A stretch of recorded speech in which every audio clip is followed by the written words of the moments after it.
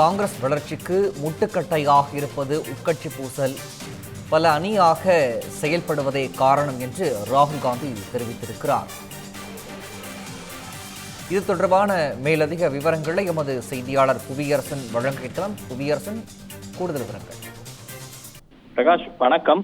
தவறு செய்பவர்களுக்கும் கட்சி நிர்வாகிகளை அரவணைத்து செல்லாத தலைவர்களுக்கும் காங்கிரஸில் இனி இடமில்லை என அக்கட்சியை மக்களவை தலைவராக இருக்கக்கூடிய எதிர்கட்சி தலைவராக இருக்கக்கூடிய ராகுல் காந்தி எச்சரிக்கை ஒன்பதை விடுத்திருக்கிறார்.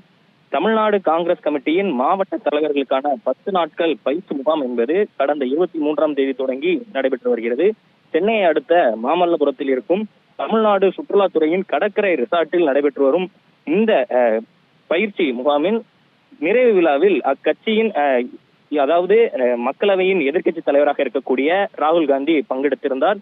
இந்த கூட்டத்தை பொறுத்த மட்டில் அக்கட்சியின் 74 மாவட்ட தலைவர்கள், அது மட்டுமில்லாமல் தமிழ்நாடு காங்கிரஸ் கமிட்டியின் முன்னாள் தலைவர்கள், அது மட்டுமில்லாமல் சட்டமன்ற நாடாளுமன்ற உறுப்பினர்கள் என பலரும் பங்கெடுத்திருந்தனர். இந்த கூட்டம் என்பது முக்கியத்துவம் வாய்ந்ததாக கருதப்பட்டது. ஏனென்று பார்த்தோம்னா இதில் ஆலோசனை என்பதும் நடைபெற்றது. இந்த நிலையில்தான் இந்த கூட்டத்தில் 74 மாவட்ட தலைவர்கள் பங்கெடுத்திருந்த நிலையில் இதில் பலரும் புதுமுகங்களாக இருக்கின்றனர். இந்த நிலையில் அவர்கள் மத்தியில் ராகுல் காந்தி ஒரு உரை என்பதை ஆற்றியிருந்தார். அதில் ஒரு எச்சரிக்கை என்பதையும் கொடுத்திருக்கிறார்.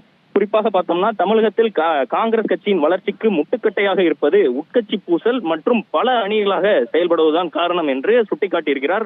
அதை முறைப்படுத்தவே புதிதாக மாவட்ட தலைவர்களாக உங்களை நியமித்திருப்பதாகவும் அவர்களிடம் ராகுல் காந்தி தெரிவித்திருக்கிறார். கட்சிக்கு விசுவாசமாக தலைமையின் அறிவுறுத்தல்களை ஏற்று பணியாற்ற முன்வர வேண்டும் என்று அவர்களுக்கு வேண்டுகோள் என்பதையும் ராகுல் காந்தி வைத்திருக்கிறார். தமிழகத்தில் காங்கிரஸ் கட்சி வேகமாக வளர்ந்து கொண்டிருக்கிறது. கட்சிக்கும் தலைமைக்கும் உண்மையாக உள்ளவர்களுக்கு மட்டுமே இனிவரும் காலங்களில் காங்கிரஸ் கட்சி விசுவாசமாக இருக்கும் என்றும் அவர் தெரிவித்திருக்கிறார்.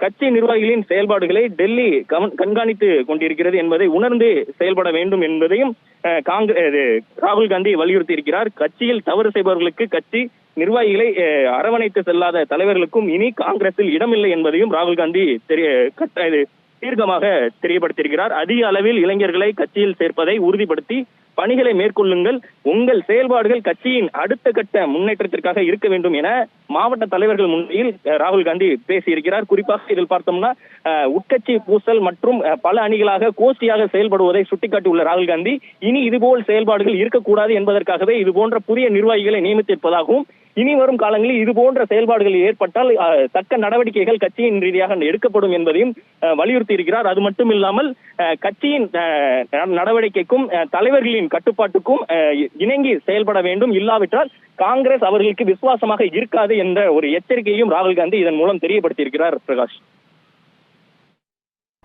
விவரங்களை வழங்கியமைக்கு நன்றி புவியரசன்.